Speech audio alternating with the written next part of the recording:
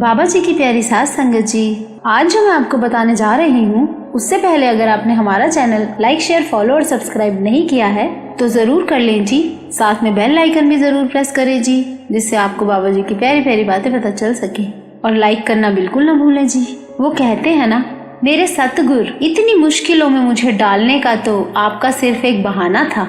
सच्चे पातशाह, आपने अपने चरणों से जो मुझे जुड़वाना था। साथ संगत जी, आज जो मैं आपको बताने जा रही हूँ, वो सुनकर आपको अपने मालिक, अपने प्यारे बाबा जी से प्यार इतना बढ़ जाएगा कि हर परेशानी में बस यही बात मुंह से निकलेगी कि बाबा जी आप हो ना।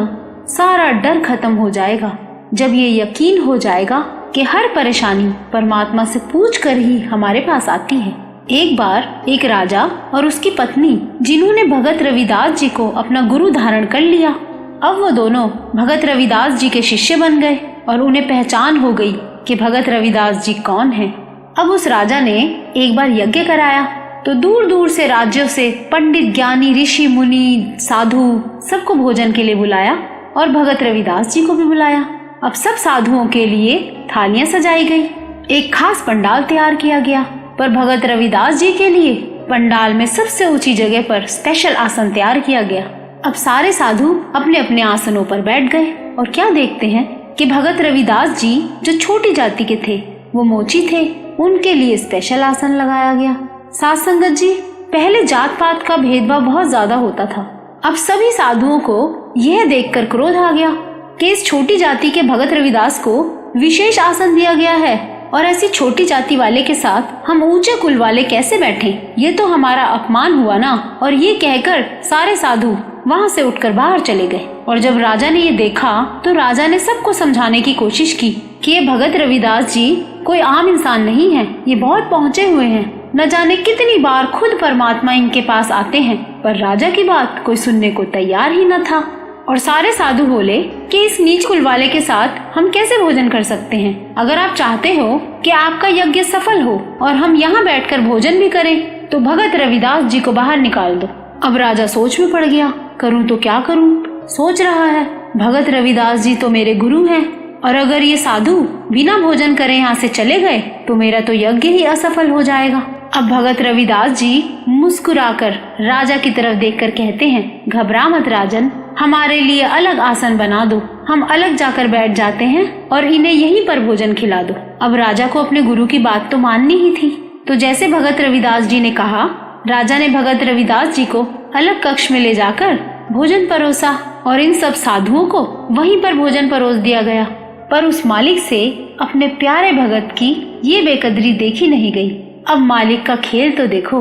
वो सारे साधु जब भोजन के लिए एक साथ बैठे ही थे तो वो सब क्या देखते हैं कि हर साधु के आसपास एक रविदास जी बैठे हुए हैं। जिस साइड भी देखें तो भगत रविदास जी, दाएं देखा तो भगत रविदास जी, बाएं देखा तो भगत रविदास जी। तो ये सारे साधु हैरान हो गए, हर जगह भगत रविदास जी ही बैठे हैं, अब जाएं तो जाएं कहाँ, कैसे भोजन करें?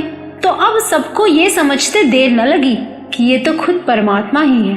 साथ संगत जी, जब मालिक से प्रेम इतना बढ़ जाता है तो फिर भेद ही नहीं रहता कि कौन भगत है और कौन परमात्मा है। और अब सारे साधु इकट्ठे होकर भगत रविदास जी के पैरों में गिर पड़े, मानो उनका सारा घमंड चूर चूर हो गया हो। और फिर वो सब भगत रविदास जी को पूछने लगे कि ये क्या चमत्कार था, ये कैसे हुआ?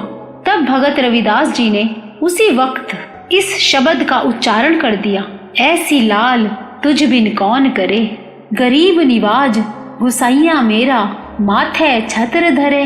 लाल मतलब चमत्कार, इसका मतलब है ऐसा चमत्कार आपके बिना कौन कर सकता है मेरे सच्चे पातशाह।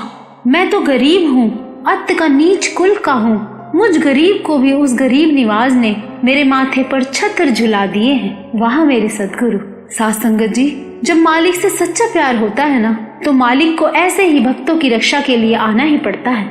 जो अपने सतगुरु को आगे रखता है, गुरु उसको सबसे आगे रखता है दुनिया में, उसकी पीठ लगने ही नहीं देता। वो मालिक अपने भक्तों की हार बर्दाश्त नहीं कर सकता, वो नहीं हारने देता। उसका प्यारा भगत बनके तो देखो।